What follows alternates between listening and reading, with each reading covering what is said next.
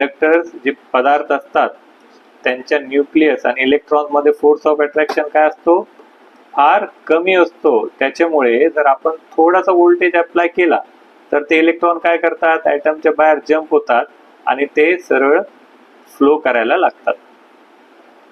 ठीक आहे. त्याच्यामुळे आपल्याला कंडक्टर मध्ये काय येतात, फ्री इलेक्ट्रॉन्स येतात जे फ्लो होतात आणि करंट फ्लो होतो.